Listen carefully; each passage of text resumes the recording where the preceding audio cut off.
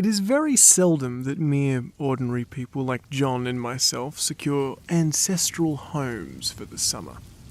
A colonial mansion, a hereditary estate, I would say a haunted house, and reach the height of romantic felicity, but I think that'd be asking a bit too much of fate. Still, I will proudly declare that there is something quite queer about it. Else, why should it be let so cheaply? And why have it stood so long untenanted? John laughs at me, of course, but one expects that in marriage. John is practical in the extreme. He has no patience with faith and intense horror of superstition, and he scoffs openly at any talk of things that cannot be felt and seen and put down in figures. John is a physician, and perhaps, though I would not say it to any living soul, but I am thankful for the privacy and relief of these pages, perhaps that is the one reason I do not get well faster. You see, he does not believe I am sick. And what can one do? If a physician of high standing and one's own husband assures friends and relatives that there is really nothing the matter with one but temporary nervous depression, a slight hysterical tendency, what is one to do? My brother, of course, is also a physician and also of high standing, and he also says the same thing. So I take phosphates, or phosphates, whichever it is, and tonics, and journeys, and air, and exercise, and am absolutely forbidden to work until I am well again. Personally, I disagree with their ideas. Personally, I believe that congenial work with excitement and change would do me good. But what is one to do? I did write for a while in spite of them, but it does exhaust me a good deal, having to be so sly about it, or else meet with heavy opposition. I sometimes fancy that in my condition, if I had less opposition and more society and stimulus. But John says that the very worst thing I can do is to think about my condition. And I confess that it always makes me feel bad. So I will leave it alone for now and instead talk about the house. The most beautiful place. It is quite alone, standing well back from the road, quite 3 miles from the village. It makes me think of those English places you read about. There are hedges and walls and gates that lock, and lots of separate little houses for the gardeners and people. There is a delicious garden. I've never seen such a garden, large and shady, full of box-bordered paths and lined with long grape-covered arbours, with seats under them. There were greenhouses too, but they are all broken now. There was some legal trouble, I believe. Something about the heirs, co-heirs? Anyhow, the place has been empty for years. That spoils my ghostliness, I am afraid, but I don't care, because there is something strange about the house. I can feel it. I even said so to John one moonlit evening, but he said that what I felt was a draught and shut the window. I get unreasonably angry with John sometimes. I'm sure I never used to be so sensitive. I think it is due to this nervous condition. But John says that if I feel so, I shall neglect proper self-control. So I take pains to control myself.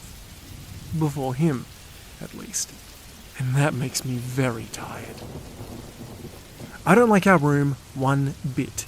I wanted one downstairs that opened up on the plaza and had roses all over the windows and such pretty old-fashioned chimes hanging and jingling. But John would not hear of it. He said that there was only one window and not room for 2 beds, and no near room for him if he took another. He is very careful and loving and hardly lets me go without special direction. I have a scheduled prescription for each hour in the day. He takes all care of me, and so I feel basely ungrateful not to value it more. He said we are here solely on my account, that I was to have perfect rest and all the air I could get. "Your exercise depends on your strength, my dear," said he, "and your food somewhat on your appetite, but air you can absorb all the time." So we took the nursery at the top of the house. It is a big, airy room, the whole floor nearly, with windows that look all ways, and air and sunshine galore. It was a nursery first, and then a playground, perhaps a gymnasium? I should judge, for the windows are barred for little children, and there are rings and things in the walls. The paint and paper look as if a boys' school had used it. It is stripped off, the paper, in great patches all around the head of my bed, and about as far as I can reach, and in a great place on the other side of the room, low down. I never saw worse wallpaper in all my life. One of those sprawling, flamboyant patterns committing every artistic sin. It is dull enough to confuse the eye in following, pronounced enough to constantly irritate and provoke study, and when you follow the lame, uncertain curves for a little distance, they suddenly commit suicide, plunging off at outrageous angles, destroying themselves in unheard of contradictions. The colour is repellent, almost revolting, a smouldering, unclean yellow, strangely faded by the slow-turning sunlight. It is a dull yet lurid orange in some places, and a sickly sulphur tint in others. No wonder the children hated it. I should hate it myself if I had to spend much time here. Here comes John, and I must put this away. He does so hate to have me write words.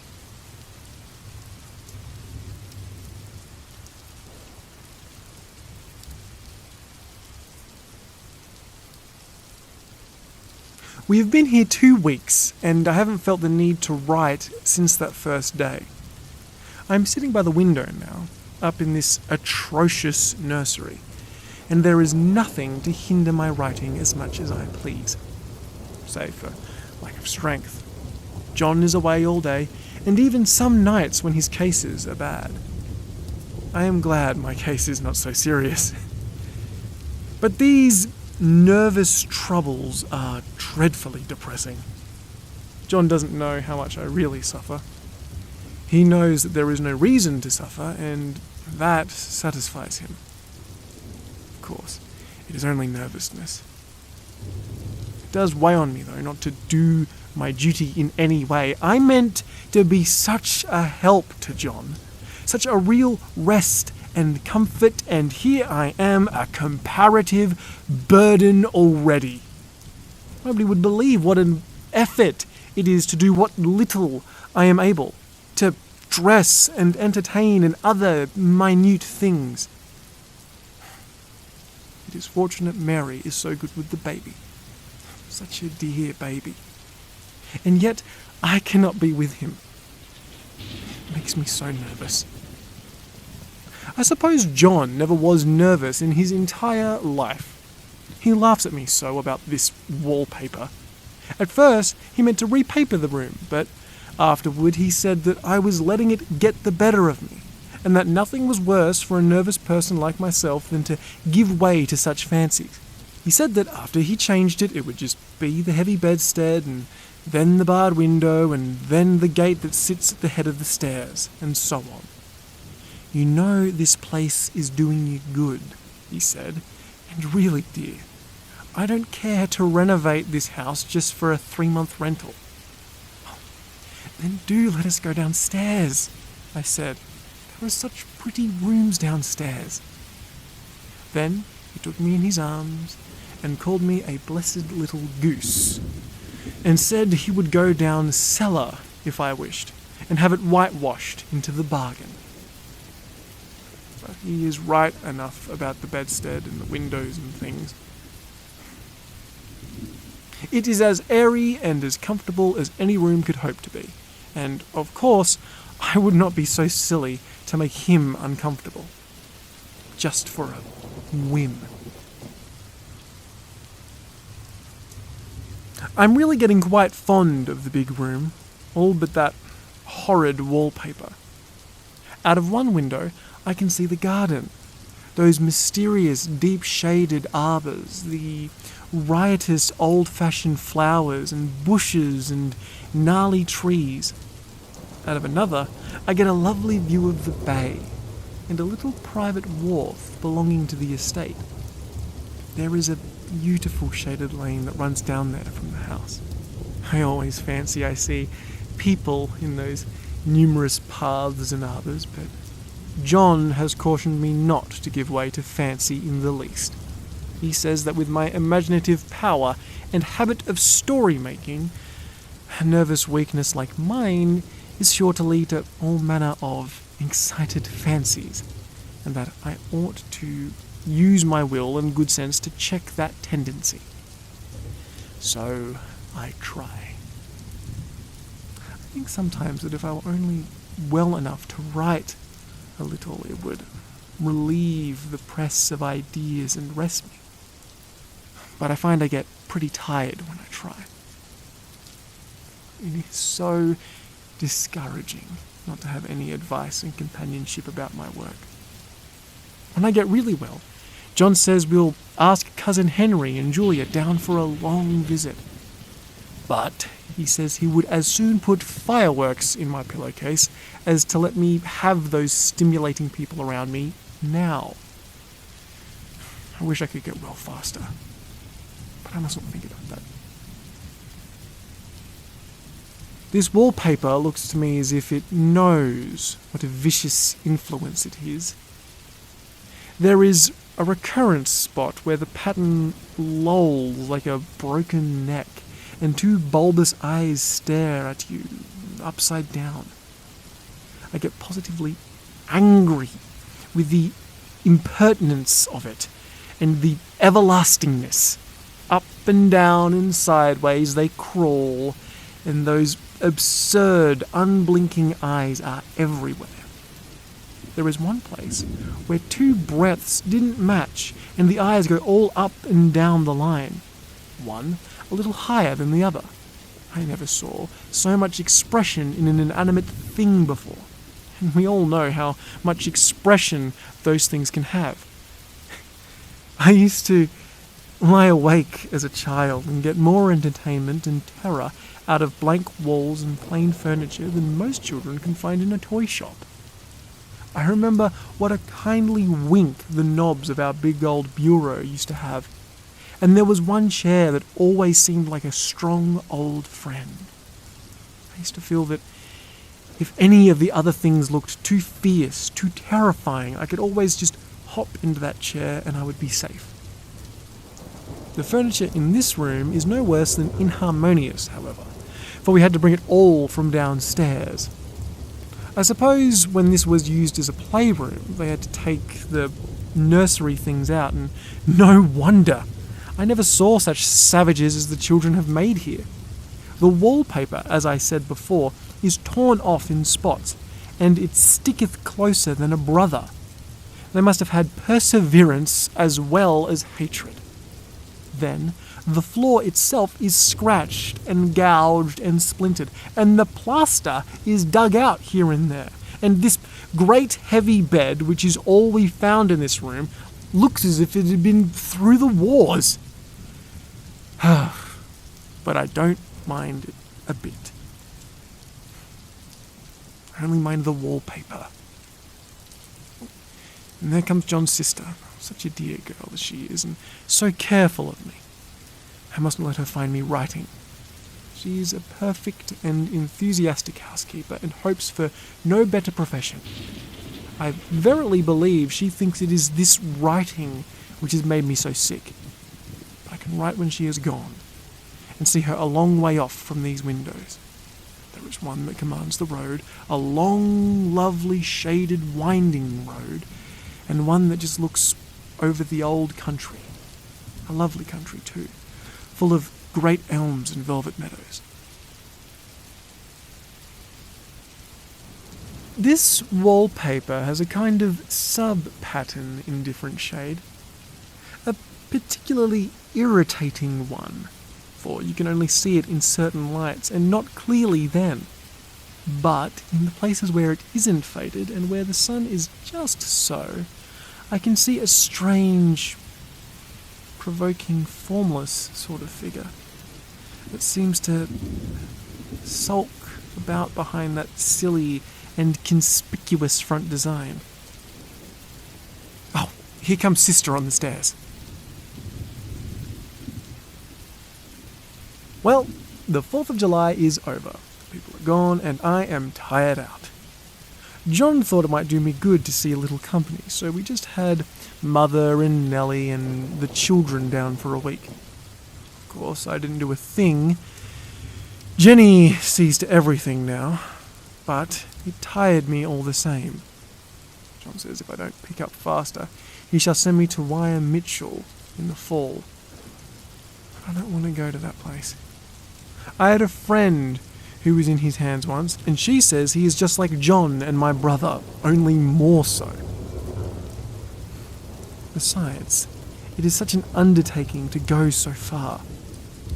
I don't feel as if it was worthwhile to turn my hand over for anything, and I'm getting dreadfully fearful and querulous. I cry at nothing, and I cry most of the time. Of course, I don't when John is here or anybody else, but when I am alone, it just sort of slips out. And I am alone a good deal just now. John is kept in town very often by serious cases, and Jenny is good and leaves me alone when I want her to. So I walk a little in the garden, or down that long lovely lane. I sit on the porch under the roses, and lie down up here a good deal. I'm getting really fond of the room in spite of the wallpaper. Or perhaps because of the wallpaper. It dwells on my mind so. I lie here on this great immovable bed, it looks as if it's nailed down, and I follow the pattern about by the hour. It is as good as gymnastics, I assure you. I start, we'll say, at the bottom, down in the corner, over there where it is not so touched, and I determine for the 1000th time that I will follow that particular pattern to some sort of conclusion. I know a little of the principle of design, and I know this thing was not arranged under any laws of radiation or alternation or repetition or symmetry or anything else that I have ever heard of. It is repeated, of course, by the breadths, but not otherwise. Put that in one way, each breadth stands alone. The bloated curves and flourishes, a kind of debased Romanesque with delirium tantrums, go waddling up and down in isolated columns of fatuity. But, on the other hand, they connect diagonally, and the sprawling outlines run off in great slanting waves of optic horror, like a lot of wallowing seaweed in full chase. The whole thing goes horizontally too, or at least it seems so, and I exhaust myself trying to distinguish the order of its going in that direction. They have used a horizontal breadth for the phrase, and that adds wonderfully to the confusion. There is one end of the room where it is almost intact, and there, when the cross lights fade and the low sun shines directly upon it, I can almost fancy radiation after all. the interminable grotesques seem to form around a common centre and rush off in headlong plunges of equal distraction. It makes me tired to follow it. I'll take a nap, I guess.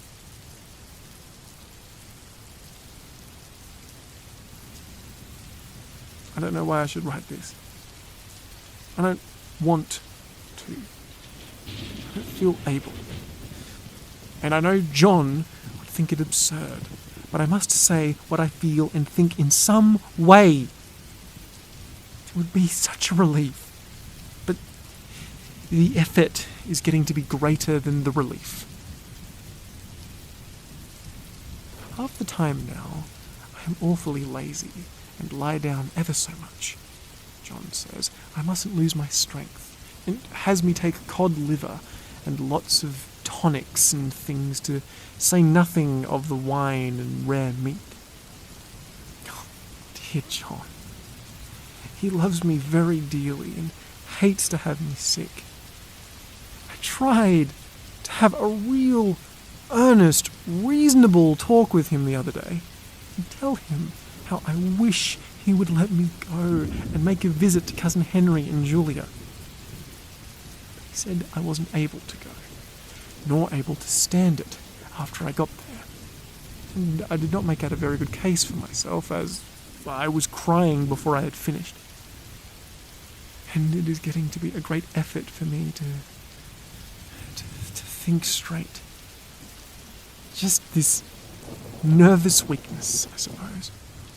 And dear John gathered me up in his arms and just carried me upstairs and laid me on this bed and sat by me and read to me till I tired my head. He said I was his darling and his comfort and all he had, and I must take care of myself for his sake and keep well. He says no one but myself can help me out of it. That I must use my will and self-control and not let any silly fancies run away with me. But there is one comfort. The baby is well and happy and does not have to occupy this nursery with this horrid wallpaper. If we had not used it, that blessed child would have. Oh, what a fortunate escape. Why, I wouldn't have any child of mine, an impressionable, darling little thing, live in such a room as this for worlds. I never thought of it before, but it is lucky that John kept me here after all. I can stand it so much easier than a baby, you see. Of course, I never mention any of this to them anymore. I am too wise. But I keep a watch of it all the same. There are things in that paper that nobody knows but me, or ever will. Behind that outside pattern, the dim shapes get clearer every day. It is always the same shape, only very numerous, and that is like a woman stooping down and creeping about behind that pattern. I don't like it a bit. I begin to think, I wish John would take me away from here. It's so hard to talk with John about my case because he is so wise and because he loves me so, but I tried again last night. It was moonlight. The moon shines in all around, just as the sun does. I hate to see it sometimes. It creeps so slowly and always comes in by one window or another. John was asleep, and I hated to waken him, so I kept still and watched the moonlight on that undulating wallpaper till I felt creepy. The faint figure behind seemed to shake the pattern, just as if she wanted to get out. I got up softly and went to feel and see if the paper did actually move, and when I came back, John was awake. "What is it, little girl?" he said. "Don't go walking about like that. You'll get cold." I thought it was a good time to talk, so I told him that I was not gaining here. Said that I wished he would take me away. "Why, darling," said he, "our lease will be up in 3 weeks, and I can't see how to leave before then. The repairs are not done at home, and I cannot possibly leave town just now. Of course, if you were in any danger, I could and would, but you really are better, dear, whether you can see it or not. I am a doctor, dear, and I know you are gaining flesh and colour. Your appetite is better. I feel really much easier about you. Don't weigh a bit more," said I. "Not as much. And my appetite may be better in the evening when you are here, but it's worse in the morning when you are away." "Oh, bless her little heart," he said with a big hug. "She shall be as sick as she pleases. But now, let's improve the shining hours by going to sleep. Talk about it in the morning." "And you won't go away?" I asked gloomily. "Why, how can I, dear? It is only 3 weeks more, and then we will take a nice little trip of a few days while Jenny is getting the house ready. Really, dear, you are better. Better in body, perhaps." I began, and stopped short, for he sat up straight and looked at me with such a stern, reproachful look that I could not say another word.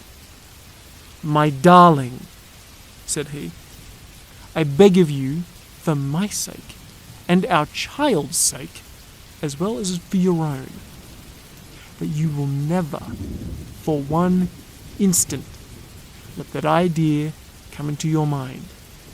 There is nothing so dangerous, so fascinating, to a temperament like yours. It is a false and foolish fancy. Can you not trust me as a physician when I tell you so?" So, of course, I said no more on that score, and we went to sleep before long. Well, he thought I was asleep at first, but I wasn't. I lay there for hours, trying to decide whether the front pattern and the back pattern really did move together or separately. On a pattern like this, by daylight, there is a lack of sequence, a defiance of law that is a constant irritant to a normal mind. The colour is hideous enough and unreliable enough and infuriating enough, but the pattern is torturing. You think you have it mastered, but just as you get well underway in following, it turns a back somersault, and there you are. It slaps you in the face, knocks you down, and tramples upon you. It's like a bad dream. The outside pattern is a florid, Arab-esque, reminding one of a fungus. If you can imagine a toadstool in joints, an interminable thing of toadstools, budding and sprouting in endless convulsions, why, that is something like the wallpaper pattern. That is, sometimes. There is one marked peculiarity about this paper, a thing nobody seems to notice but myself, and that is that it changes as the light changes. When the sun shoots through the east window, I always watch for that first long, straight ray. It changes so quickly that I can never quite believe it. That is why I watch it always. By moonlight, the moon shines in all night when there is a moon, I wouldn't know it was the same paper. At night, in any kind of light, in twilight, candlelight, lamplight, and worst of all, by moonlight, it becomes bars, The outside pattern, I mean. And the woman behind it is as plain as can be. I didn't realize for a long time what the thing was that showed behind that dim sub-pattern, but now I am quite sure. It is a woman. By daylight, she is subdued, quiet. I fancy it is the pattern that keeps her so still. It is so puzzling. It keeps me quiet by the hour. I lie down ever so much now. John says it is good for me to sleep all I can. Indeed, he started the habit by making me lie down for an hour after each meal. It is a very bad habit, I am convinced, for you see, now I don't sleep. And that cultivates deceit. For I don't tell them I'm awake. Oh no! The fact is, I am getting a little afraid of John. He seems very queer sometimes, and even Jenny has an inexplicable look. It strikes me occasionally, just as a scientific hypothesis, that perhaps it is the wallpaper. I have watched John when he didn't know I was looking, and come into the room suddenly on the most innocent excuse, and I've caught him several times looking at the wallpaper. And Jenny too. I caught Jenny with her hand on it once. She didn't know I was in the room, and when I asked her in a quiet, very quiet voice, with the most restrained manner possible, what she was doing with the wallpaper, she turned around as if she had been caught stealing, and looked quite angry, as asked me why I should frighten her so. Then she said that the paper stained everything it touched, that she had found yellow smooches all over my clothes and John's, and she wished we would be more careful. Did not that sound innocent? But I know she was studying that pattern, and I am determined that nobody should find it out but myself. Life is very much more exciting now than it used to be. You see, I have something more to expect, to look forward to watch. I really do eat better and am more quiet than I was.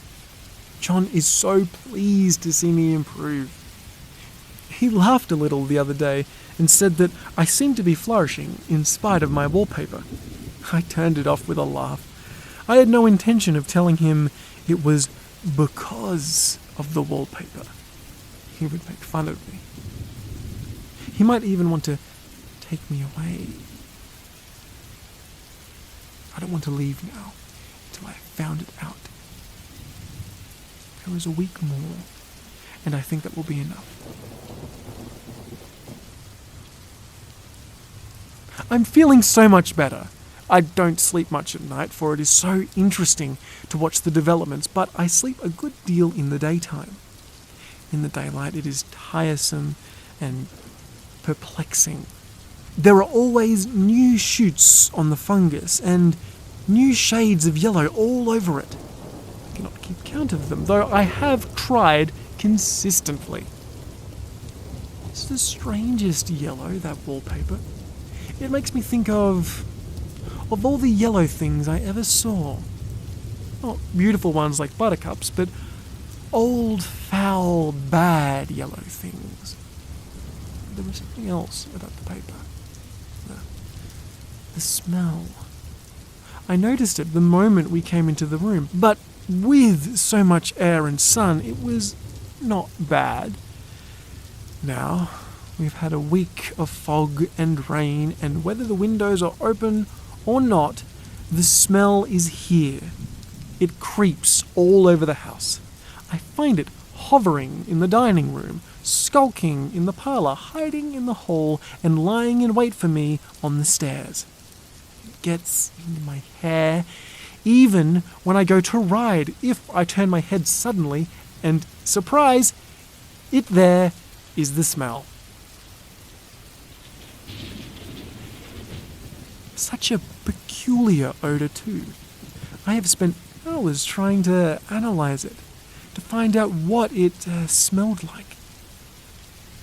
It is not bad, at first, and very gentle, but quite the subtlest, most enduring odor I ever met. In this damp weather, it is awful. I wake up in the night and find it hanging over me. It used to disturb me at first. I thought seriously of burning the house down to rid myself of the smell. But now I am used to it. The only thing I can think of that is like it is the colour of the wallpaper. It is a yellow smell. There is a very funny mark on the wall. Low down, near the mopboard, a streak that runs around the room. It goes behind every piece of furniture except the bed. A long, straight, even smooth, as if it had been rubbed over and over. I wonder how it was done and who did it, and what they did it for. Round and round and round and round and round and round and round and round and round. Oh, it makes me dizzy. I really have discovered something at last, though. Watching so much at night when it changes so, I have finally found out. The front pattern does move, and no wonder. The woman behind shakes it. Sometimes I think there are a great many women behind, and sometimes only one. And she crawls around fast, and her crawling shakes it all over. Then, in the very bright spots, she keeps still. And in the very shady spots, she just takes hold of the bars and shakes them hard. And she is all the time trying to climb through, but nobody can climb through that pattern. It strangles so. I think that is why there are so many heads. They get through, and then the pattern strangles them off and turns them upside down and makes them wide-eyed. If those heads were covered or taken off, it would not be so bad. I think the woman gets that in the daytime, though. And I'll tell you why privately. I've seen her. I can see her out of every one of my windows. It is the same woman. I know, for she is always creeping. And most women do not creep by daylight. I see her on that long shaded lane, creeping up and down. I see her in those dark grape arbours, creeping all around the garden. I see her on that long road, under the trees, creeping along. And when a carriage comes by, why, she hides under the blackberry trees. I don't blame her a bit. It must be very humiliating to be caught creeping by daylight. I always lock the door when I creep by daylight. I can't do it at night, for I know John would suspect something at once. And John is so queer now that I don't want to irritate him. I wish he would take another room. Besides, I don't want anybody to get that woman out at night but myself. I often wonder if I could see her out of all the windows at once, but turn as fast as I can only see her out of one at a time. And though I always see her, she may be able to creep faster than I can turn.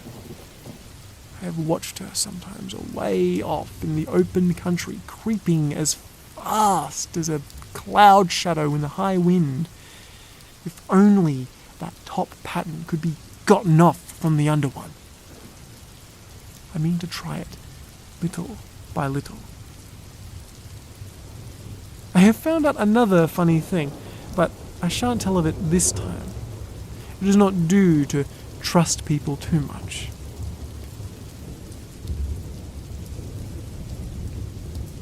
There are only 2 more days to get the rest of this paper off, and I believe John is beginning to notice. I don't like the look in his eyes, and I heard him ask Jenny a lot of professional questions about me. She had a very good report to give. She said I slept a good deal in the daytime. John knows I don't sleep very well at night, for all I am so quiet. He asked me all sort of questions too, and pretended to be very loving and kind, as if I couldn't see right through him. Still, I don't wonder he acts so, sleeping under this paper for 3 months. It only interests me, but I feel sure John and Jenny are secretly affected by it. Hurrah! This is the last day, but it is enough. John is to stay in town overnight and won't be out until this evening. Jenny wanted to sleep with me. The sly thing. But I told her I should undoubtedly rest better for a night all alone. That was clever, for really I wasn't alone a bit. As soon as it was moonlight and that poor thing began to crawl and shake the pattern, I got up and I ran to help her. I pulled and she shook, I shook and she pulled, and before morning we had peeled off yards of the wallpaper. A strip about as high as my head and half around the room. And then, when the sun came and that awful pattern began to laugh at me, I declared I would finish it today. We go away tomorrow, and they are moving all my furniture downstairs to leave things as they were before. Jenny looked at the wall in amazement, but I told her merrily that I did it out of pure spite of the vicious thing. She laughed and said she wouldn't mind doing it herself, but I must not get tired. How she betrayed herself that time. But I am here, and no person touches this paper but me, not alive. She tried to get me out of the room. It was too patent. But I said it was so quiet and empty and clean now that I believed I would lie down again and sleep all I could, and not to wake me, even for dinner. I would call them when I wanted to wake. So now she is gone, and the servants are gone, and the things are gone, and there is nothing left but that great bedstead nailed down with the canvas mattress that we found on it. We shall sleep downstairs tonight, and take the boat home tomorrow. I quite enjoy the room now. It is bare again. How those children did tear about here. This bedstead is fairly gnawed. But I must get to work. I have locked the door and throw the key down into the front path. I don't want to get out, and I don't want to have anybody come in till John comes. I want to astonish him. I've got a rope up here that even Jenny did not find. That woman does get out and tries to get away. I can tie her down. Oh, but I forgot I could not reach her without anything to stand on.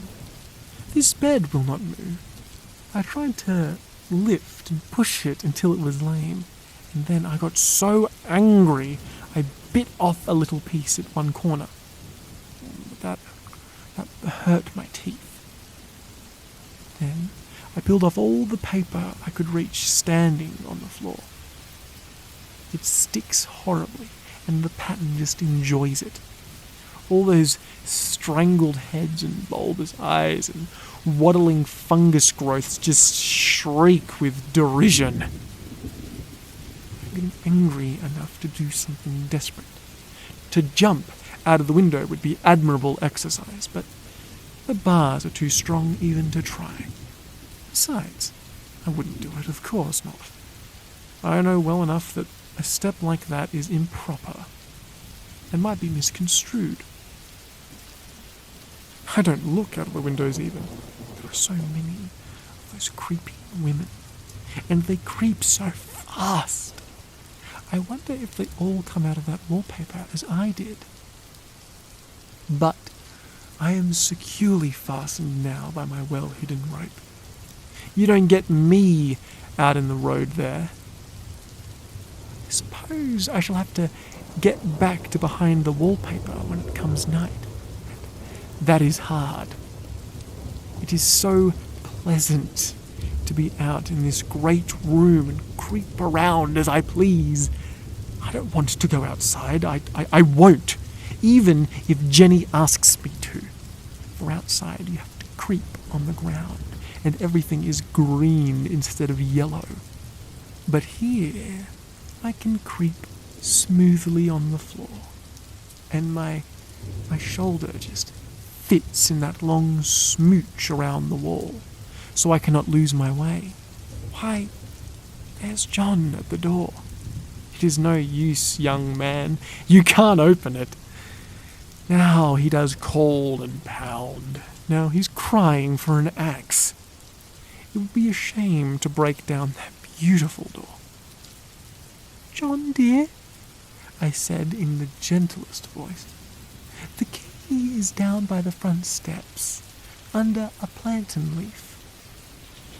That silenced him for a few moments. Then he said, very quietly indeed, "Open the door, Charlotte, my darling." "I can't," said I.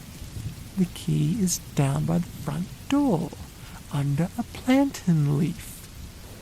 And then I said it again several times, very, very gently and slowly, and said it so often that he had to go and see and go get it, of course, and came in. He stopped short by the door. "What is the matter?"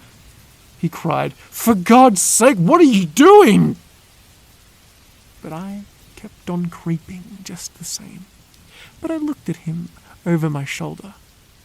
"I've got out at last," said I, "in spite of you and Jane. And I've pulled off most of the paper, so you can't put me back."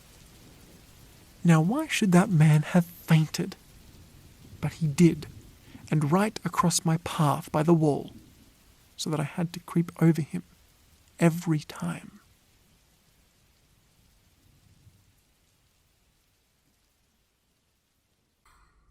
For the most wild, yet most homely narrative which I am about to pen, I neither expect nor solicit belief. Mad indeed would I be to expect it, in a case where my very senses reject their own evidence. Yet, mad am I not, and very surely do I not dream. But tomorrow I die, and today I would unburden my soul. My immediate purpose is to place before the world, plainly, succinctly, and without comment, a series of mere household events. In their consequences, these events have terrified, have tortured, have destroyed me. Yet, I will not attempt to expound them. To me, they have presented little but horror. To many, they will seem less terrible than barocks.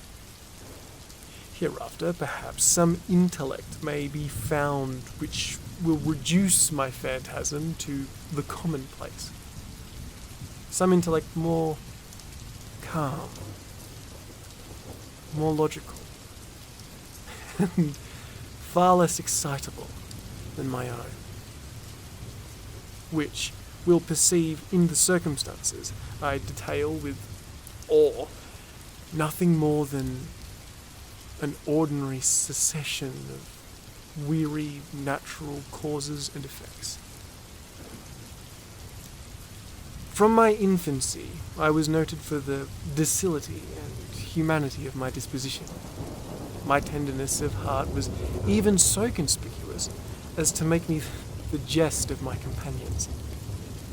I was especially fond of animals, and was indulged by my parents with a great variety of pets. With these, I spent most of my time, and never was so happy as when feeding and caressing them.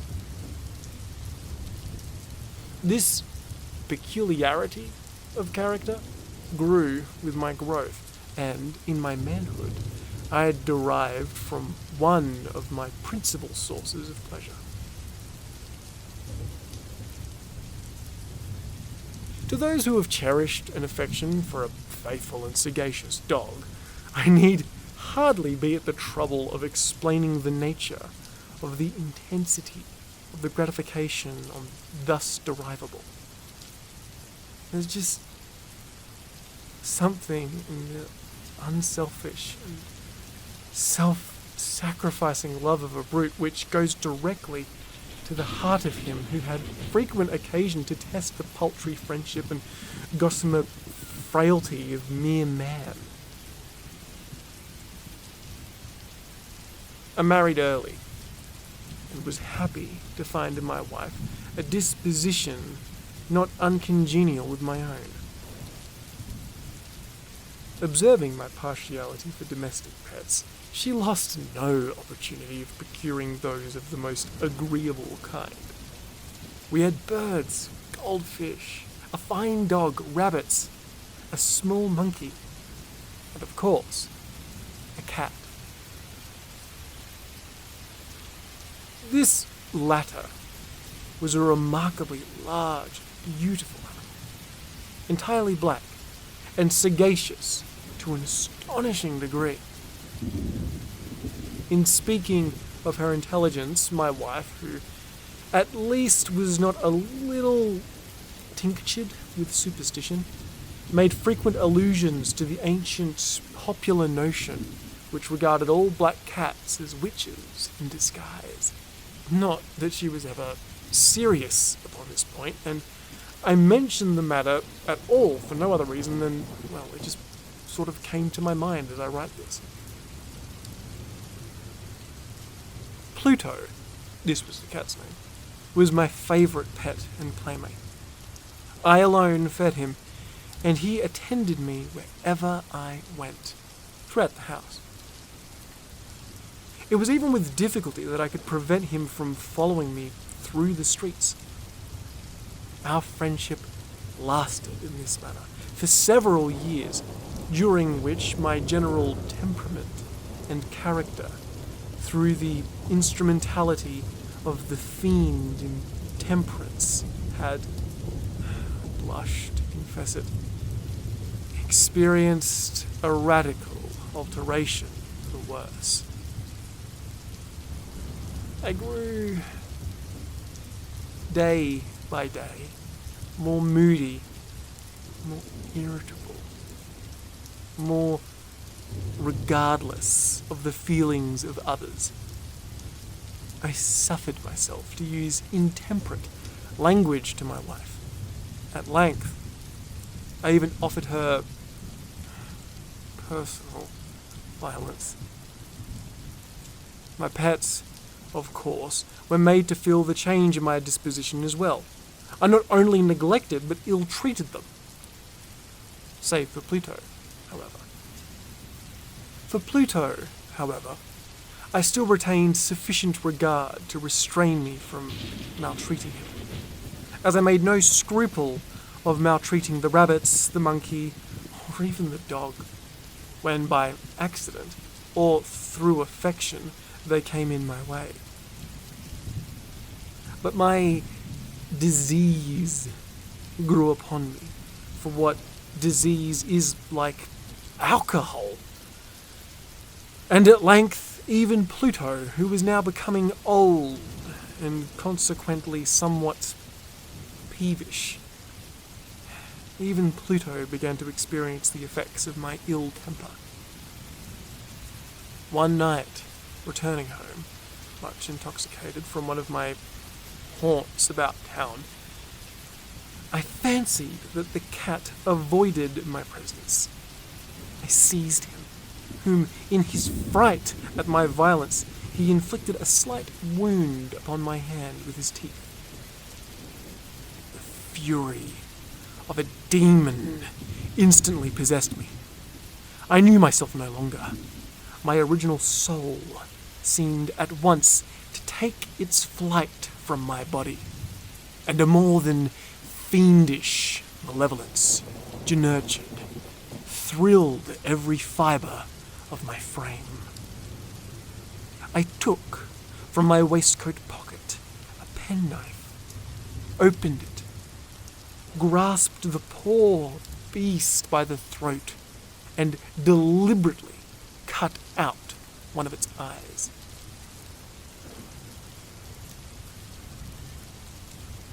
I blush, I burn, I shudder, while I pen this damnable atrocity.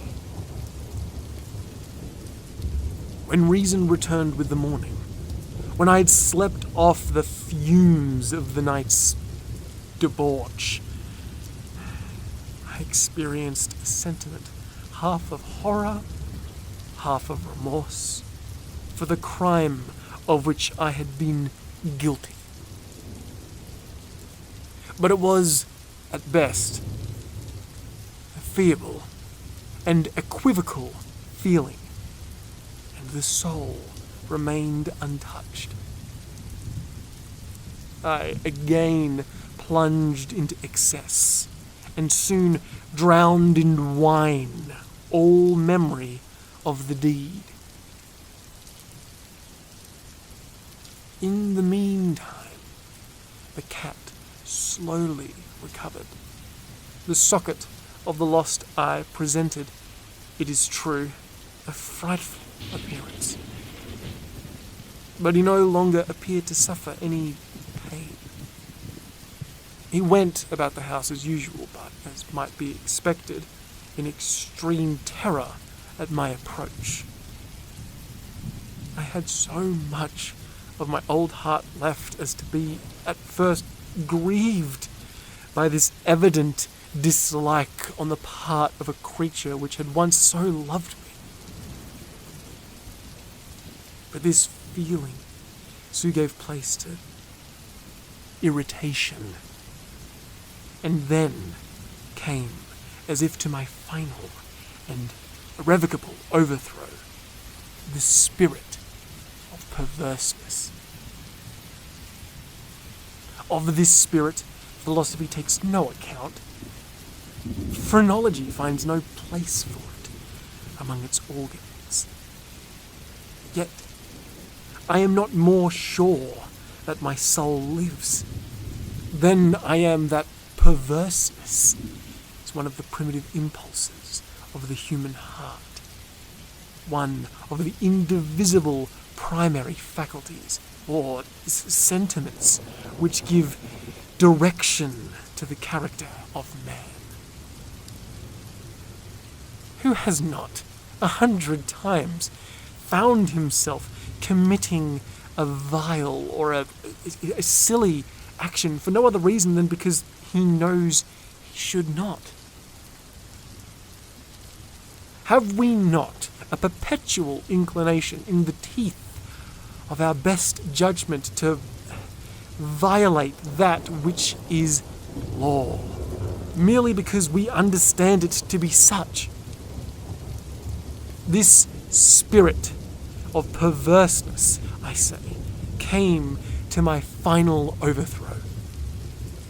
It was this unfathomable longing of the soul to vex itself, to offer violence to its own nature, to do wrong for the wrong's sake, only that urged me to continue and finally to consummate the injury I had inflicted upon the unoffending brute. One morning, in cool blood, I slipped a noose around Pluto's neck.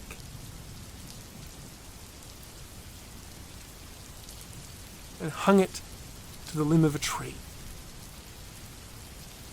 Hung it with the tears screaming from my eyes, and with the bitterest remorse in my heart, I hung him because I knew he had loved me, and because I felt he had given me no reason of offense. Hung him because I knew that in so doing I was committing a sin, a deadly sin, that would so jeopardize my immortal soul as to place it, if such a thing were possible, even beyond the reach of the infinite mercy of the most merciful and most terrible God. On the night of the day on which this cruel deed was done, I was aroused from sleep by the cry of a fire. The curtains of my bed were in flames. The whole house was blazing. It was with great difficulty that my wife, a servant, and myself made our escape from the conflagration. The destruction was complete.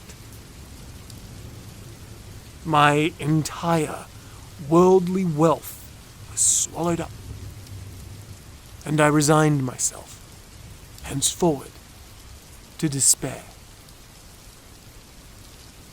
I am above the weakness of seeking to establish a sequence of cause and effect between the disaster and the atrocity. But I am detailing a chain of facts, and wish not to leave even a possible link imperfect. On the day succeeding the fire, I visited the ruins. The walls, with one exception, had fallen in. This exception was found in a compartment wall, not very thick, which stood about the middle of the house, and against which had raised the head of my bed. The plastering had here, in great measure, resisted the action of the fire, fact which I attributed to it having been recently spread. Along the wall, a dense crowd were collected, and many persons seemed to be examining a particular portion of it with very minute and eager attention.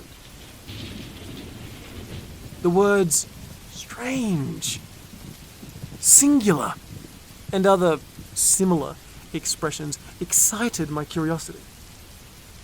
I approached and saw, as if graven in bas relief upon the white surface, figure of a gigantic cat.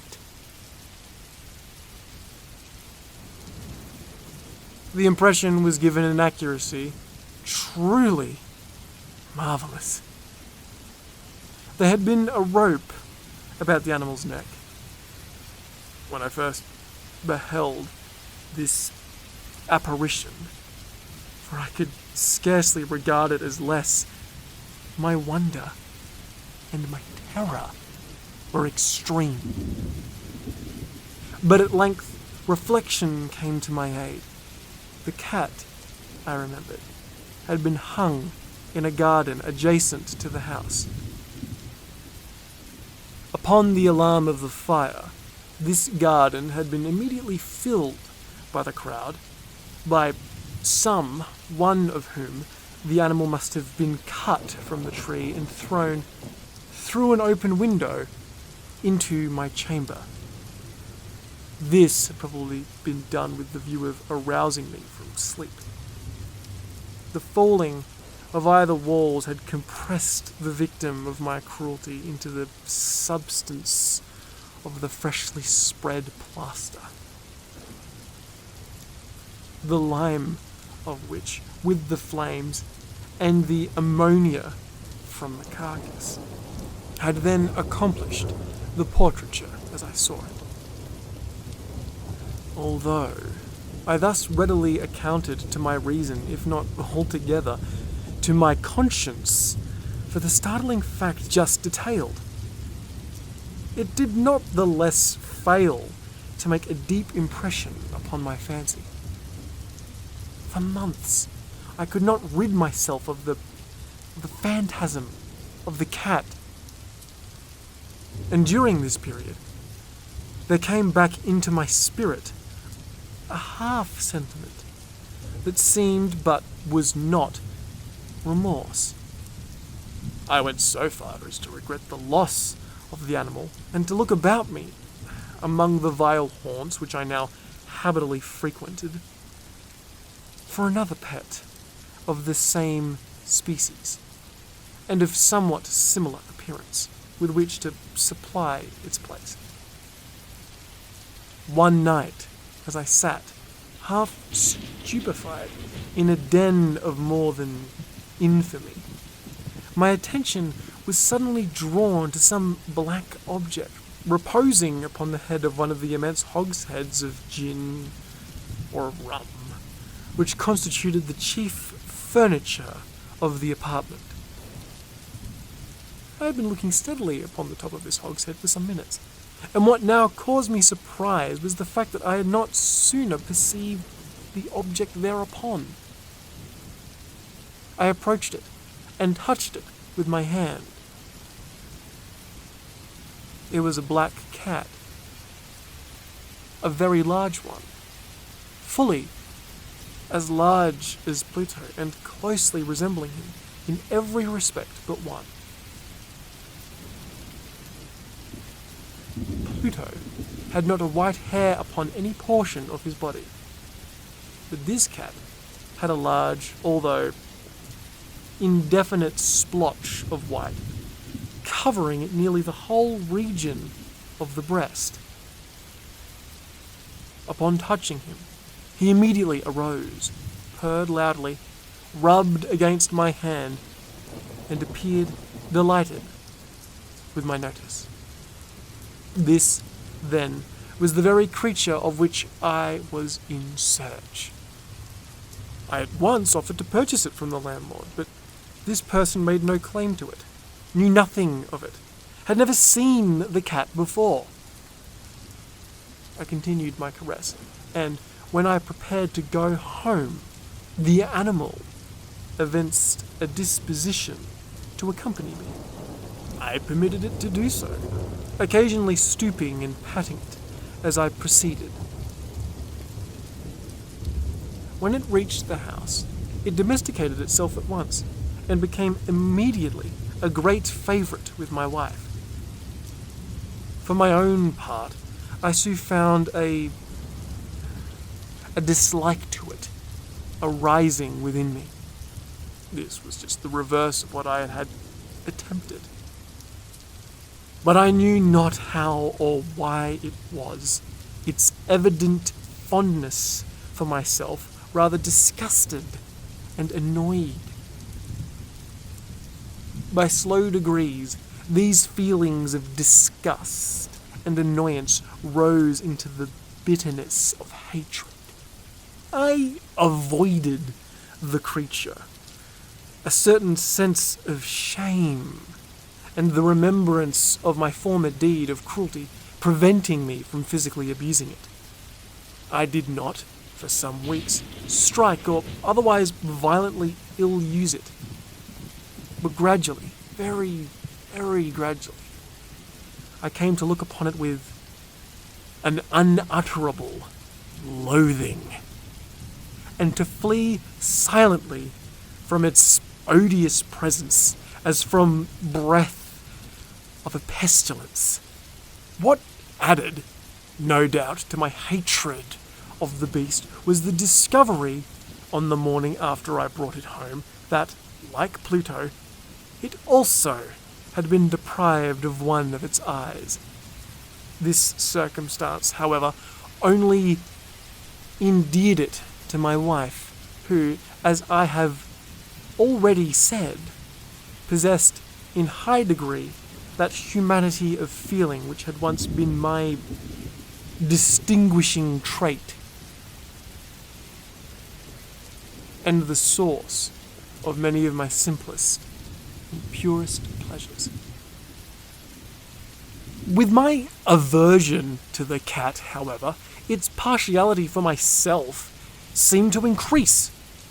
It followed my footsteps with a pertinency which it would be difficult to make the reader comprehend. Whenever I sat, it would crouch beneath my chair or spring upon my knees, covering me with its loathsome caress. If I arose to walk, it would get between my feet and thus nearly throw me down, or, fastening its long and sharp claws in my dress, clamber in this manner to my breast. At such times, although I longed to destroy it with a blow, I was yet withheld from so doing, partially by memory of my former crime, but chiefly, let me confess it at once, by absolute dread of the beast. This dread was not exactly a dread of physical evil, and yet I should be at a loss how otherwise to define it. I'm almost ashamed to own. Yes, even in this felon's cell, I am almost ashamed to own that the terror and the horror with which the animal inspired me had been heightened by one of the merest chimeras it would be possible to conceive. My wife had called my attention more than once to the character of the mark of white hair, of which I have spoken, and which constituted the sole visible difference between this strange beast and the one I had destroyed. The reader will remember that this mark, although large, had been originally very indefinite, but by slow degrees nearly imperceptible, and which for a long time my reason struggled to reject as fanciful, it had at length assumed a rigorous distinctness of outline. It was now the representation of an object that I shudder to name, and for this, above all else, I loathed and dreaded, and would have rid myself of the monster had I dared. It was now, I say, the image of a hideous, of a ghastly thing. An image of the gallows. Oh, mournful and terrible engine of horror and of crime, of agony and of death. And now, was I indeed wretched beyond the wretchedness of mere humanity, and a brute beast whose fellow I had contemptuously destroyed, a brute beast to work out for me, a man fashioned in the image of the high God, so much insufferable woe. Alas, neither by day nor by night knew I the blessing of rest any more. During the former, the creature left no moment alone, and in the latter I started hourly from dreams of unutterable fear, to find the hot breath of that thing upon my face, and its vast weight an incarnate night. Mare that I had no power to shake off, incumbent eternally upon my heart. Beneath the pressure of the torments such as these, the feeble remnant of the good within me succumbed. Evil thoughts became my sole inmates. The darkest and most evil of thoughts. The moodiness of my usual temper increased to hatred of all things and of all mankind, while, from the sudden, frequent, and ungovernable outbursts of fury to which I now blindly abandoned myself, my uncomplaining wife, alas, was the most usual and the most patient of sufferers. One day, she accompanied me, upon some household errand, into the cellar of the old building which our poverty compelled us to inhabit. The cat followed me down the steep stairs and, nearly throwing me headlong, exasperated me to madness. Uplifting an axe and forgetting in my wrath the childish dread which had hitherto stayed my hand, I aimed a blow at the animal which, of course, would have proved instantly fatal had it descended as I wished.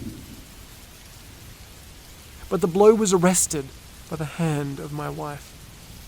Goaded by the interference into a rage more than demoniacal, I withdrew my arm from her grasp and buried the axe into her brain.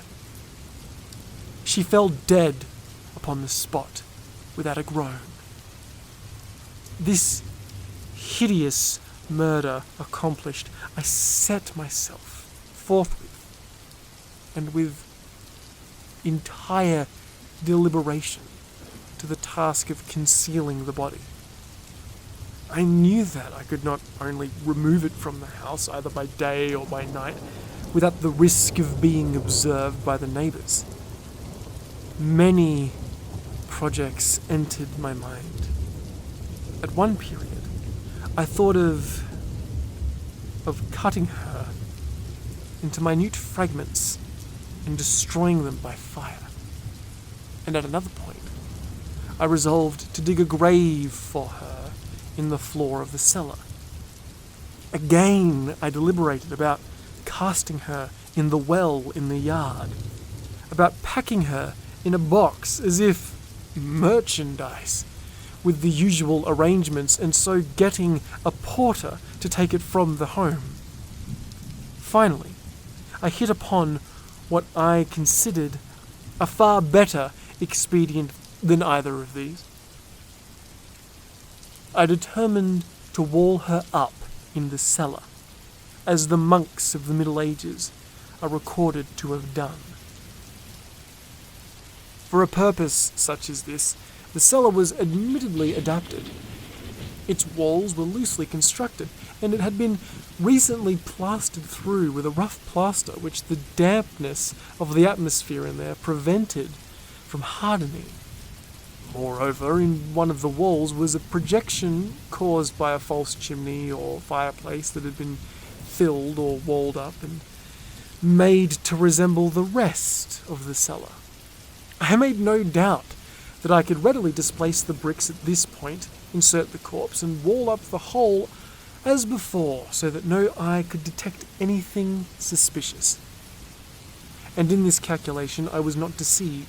By means of a crowbar, I easily dislodged the bricks, and having carefully deposited the body against the inner wall, I propped it in that position, while, with little trouble, I relaid the whole structure as it originally stood. Having procured mortar, sand, and hair with every possible precaution, I prepared a plaster which could not be distinguished from the old, and with this I very carefully went over the new brickwork. When I had finished, I felt satisfied that all was right. The wall did not present the slightest appearance of having been disturbed. The rubbish on the floor was picked up with the minutest care. I looked around triumphantly and said to myself, here, at least, then, my labour has not been in vain.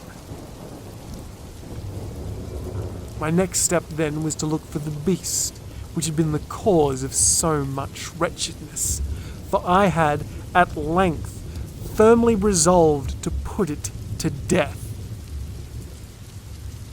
Had I been able to meet with it, at the moment, there could have been no doubt of its fate, but it appeared that the crafty animal had been alarmed at the violence of my previous anger, forbore to prevent itself in my present mood. It is impossible to describe or to imagine the deep, the blissful sense of relief which the absence of the detested creature occasioned in my bosom. It did not make its appearance during the night, and thus, for one night at least, since its introduction into the house, I soundly and tranquilly slept. I slept even with the burden of murder upon my soul. The second and the third day passed, and still my tormentor came not. Once again I breathed as a free man. The monster, in terror, had fled the premises forever. I should behold it no more. My happiness was supreme. The guilt of my dark deed disturbed me little. Some few inquiries had been made, but these had been readily answered. Even a search had been instituted, but, of course, nothing was to be discovered. I looked upon my future felicity as secured. Upon the fourth day of assassination, a party of the police came very unexpectedly into the house, and proceeded again to make rigorous investigation of the premises. Secure, however, in the inscrutability of my place of concealment, I felt no embarrassment whatsoever. The officers bade me accompany them in their search. They left no nook or corner unexplored.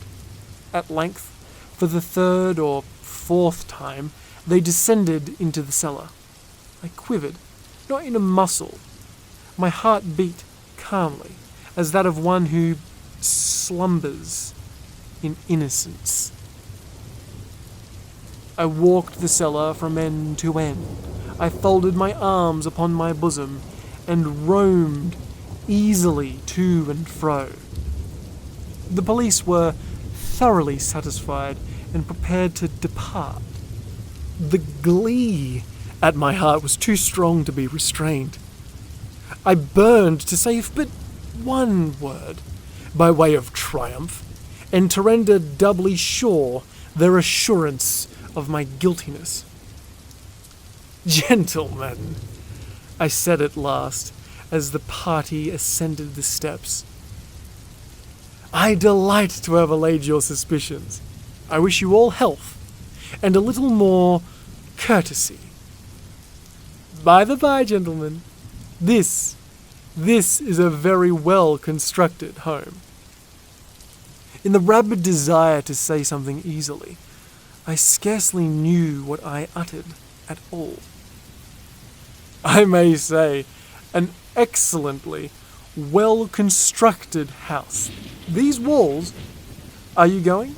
Gentlemen, these walls are solidly put together.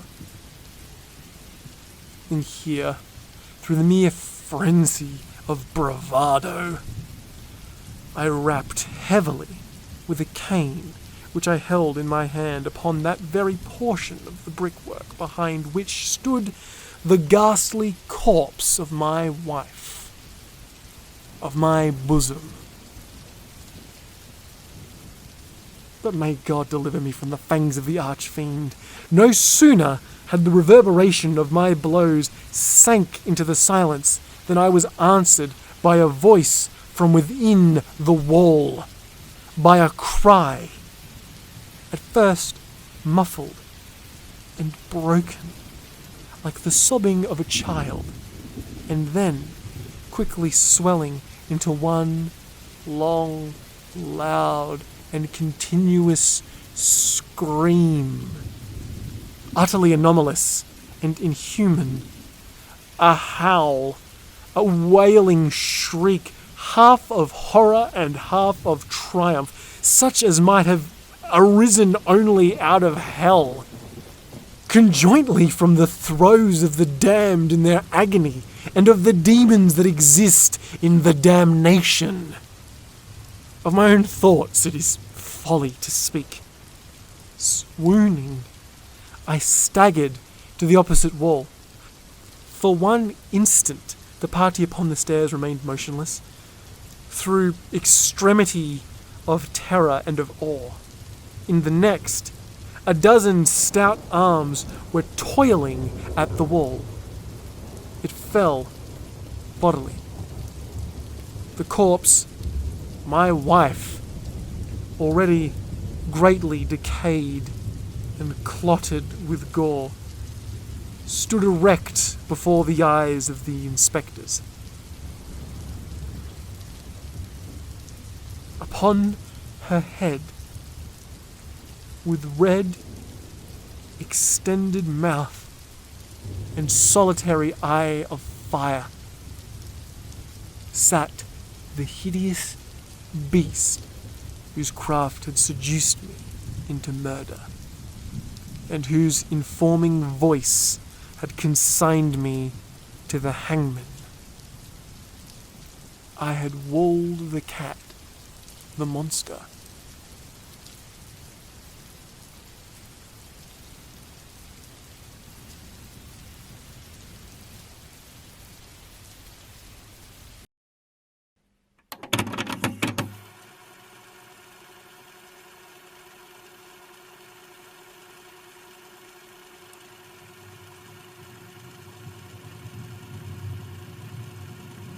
True. Nervous. Very, very dreadfully nervous. I've been and am. But why would you say that I am mad? The disease has sharpened my senses. Not destroyed, not dulled them. Above all, the sense of hearing, acute. I had heard all things in the heaven and in the earth, and I had heard many things in hell. So how then am I mad? Hearken and observe how healthily, how calmly I can tell you the whole story. It's impossible to say how first the idea entered my brain, but once conceived, it haunted me day and night. The object there was none. Passion there was none. I loved the old man. He'd never wronged me. He'd never given me insult. And for his gold, I had no desire. So what was it?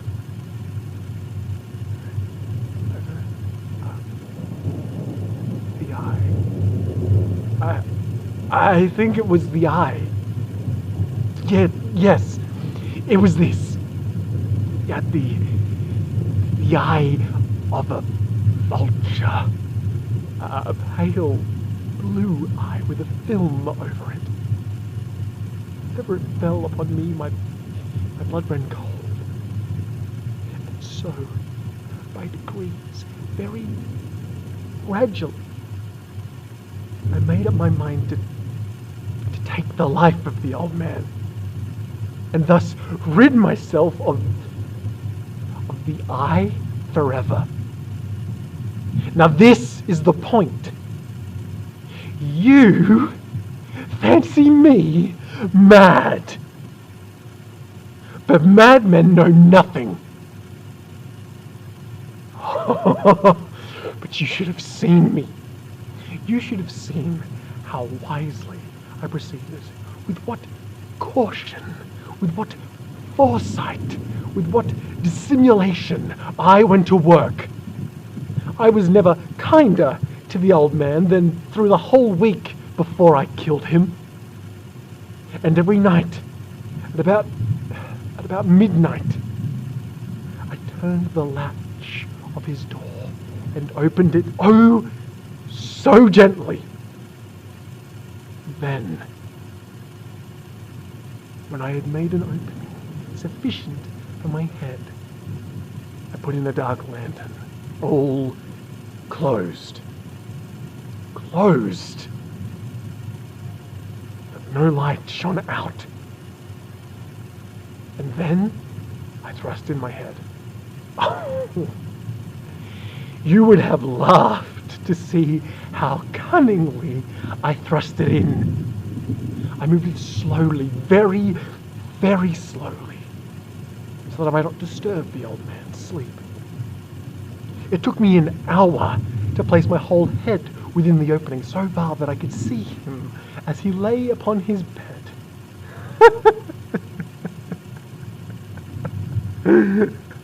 Would a madman have been so wise as this? And then, when my head was well in the room, I undid the lantern cautiously, oh, so cautiously, for the hinges creaked. I undid it just so much that a single thin ray fell upon the vulture eye. And this I did for 7 long nights.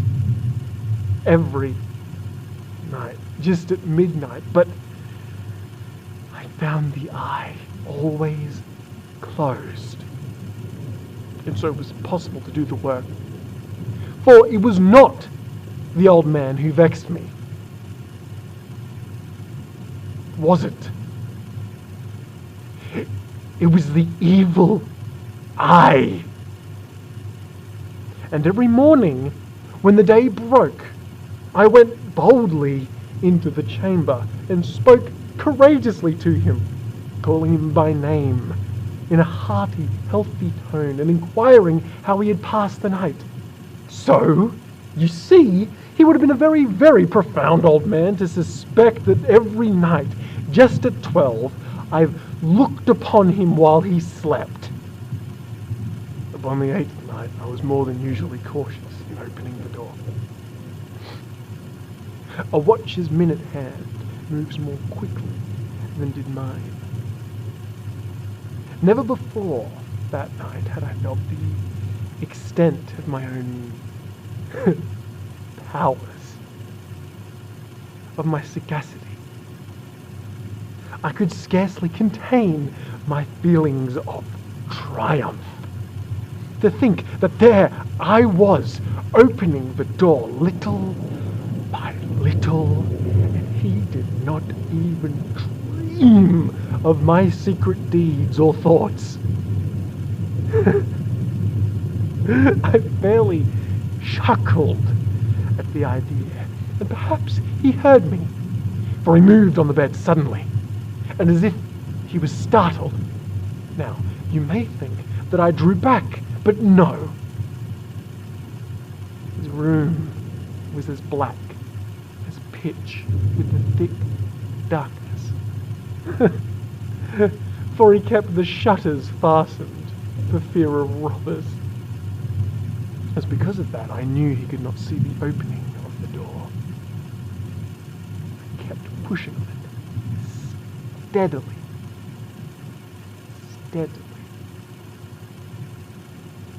I leaned my head in and was about to open the lantern when my thumb slipped upon the tin fastening, and the old man sprang up in bed, crying out, "Who's there?" But I kept quiet still and said nothing. For a whole hour I did not move a muscle. And in the meantime, I did not hear him lie down. He was still sitting up in the bed, listening, just as I had done, night after night, hearkening to the death watches in the wall. Presently, I heard a slight groan, and I knew it was the groan of mortal terror. It was not a groan of pain or of grief. Oh no!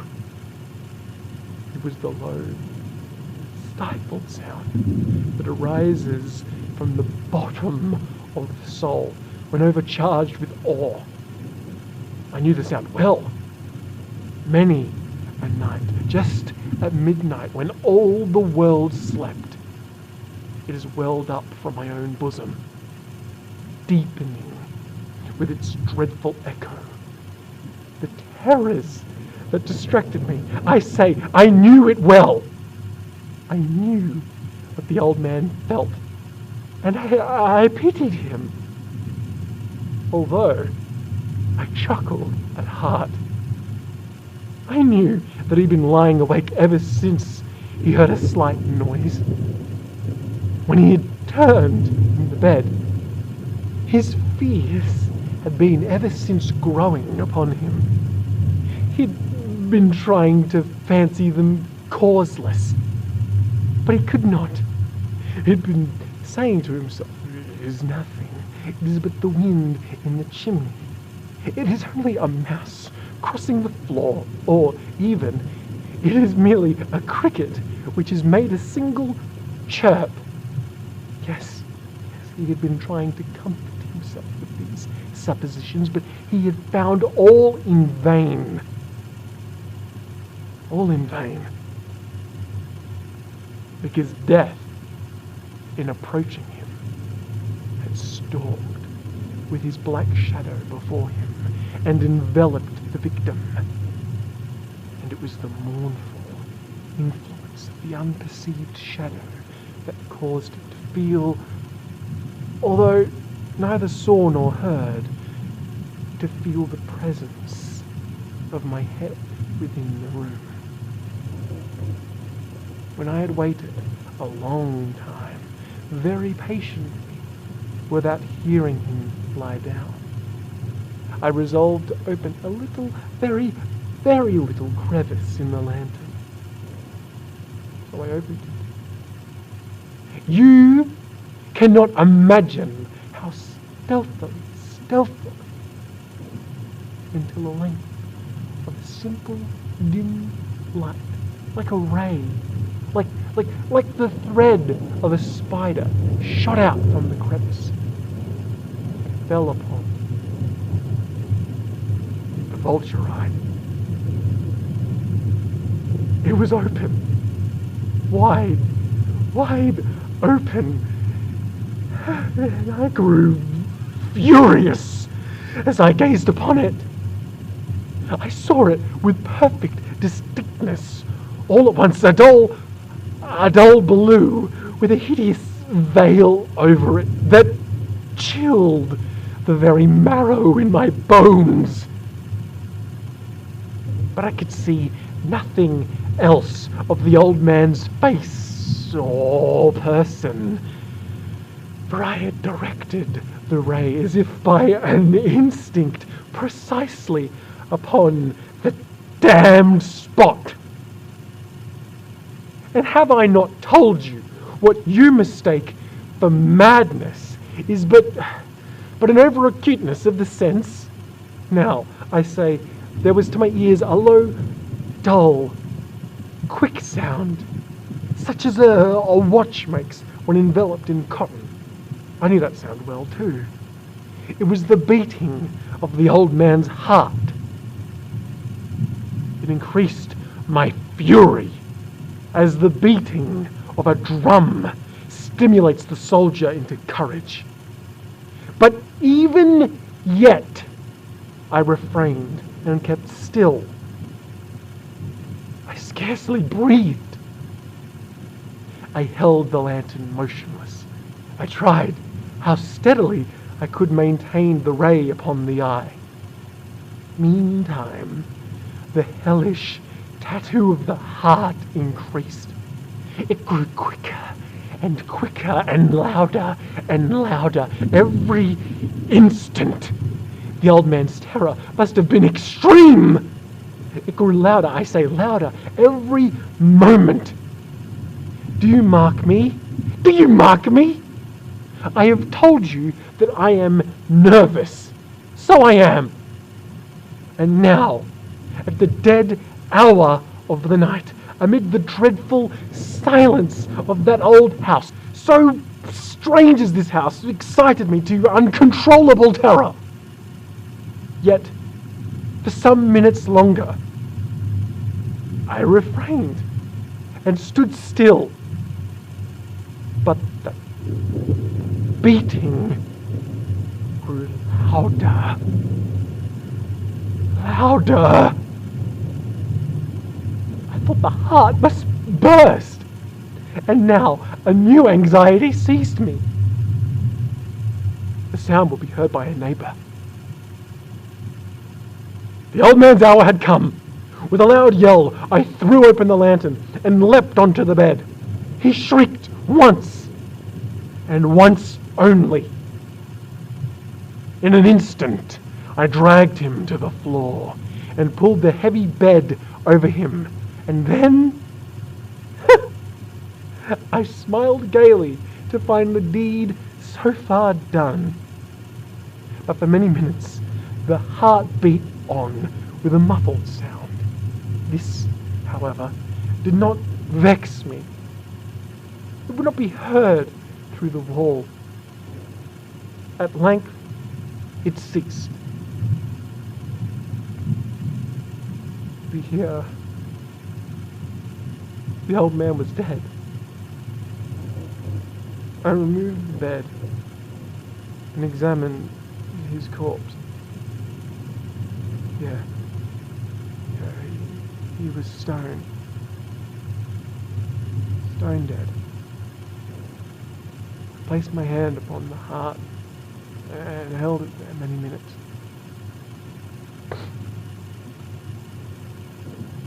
There was no pulsation.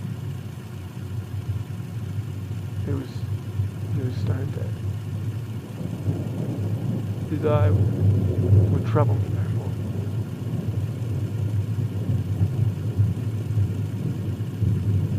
If still you think me mad,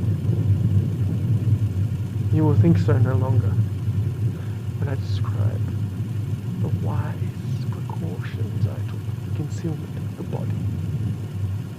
The night waned, and I worked hastily, but in silence. First of all, I dismembered the corpse, cut off the head, the arms, and the legs. I then took up 3 planks from the flooring of the chamber and deposited all between the scantlings. I then replaced the boards so cleverly, so cunningly, that no human eye, not even his, could have detected anything was wrong. There was nothing to wash out. No stain of any kind. No blood spot, whatever. I had been too wary for that.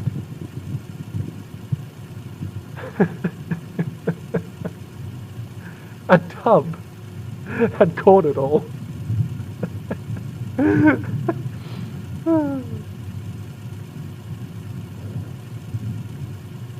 When I made an end of the labours, it was 4 o'clock, still dark as midnight, as the bell sounded the hour.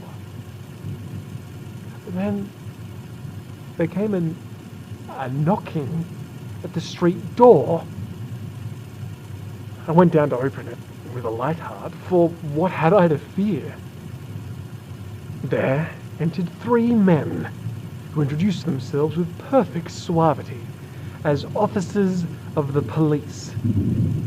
A shriek had been heard by a neighbour, during the night. Suspicion of foul play had been aroused. Information had been lodged at the police office, and they, the officers, had been deputed to search the premises. But I smiled, for what had I to fear? I bade the gentleman welcome. The shriek, I said, was my own in a dream, a nightmare. The old man I mentioned was out of the country on a trip. I took my visitors all over the house. I bade them search. I led them at length to his chamber. I showed them his treasures, secure, undisturbed. In the enthusiasm of my confidence, I brought chairs into the room and desired them to rest there from their fatigues, while I, myself, in the wild audacity of my perfect triumph, placed my own seat upon the very spot beneath which reposed the corpse of the victim. The officers were satisfied. My manner had convinced them. I was singularly at ease. They sat, and while I answered cheerily, they chatted of familiar things. But ere long I felt myself getting pale. I wished them gone. My head ached, and I fancied a ringing in my ears. But still they sat, and still they chatted. The ringing became more distinct, continued, and became more distinct. I talked more freely to get rid of the feeling, but it continued and gained definiteness until at length I found the noise was not within my ears.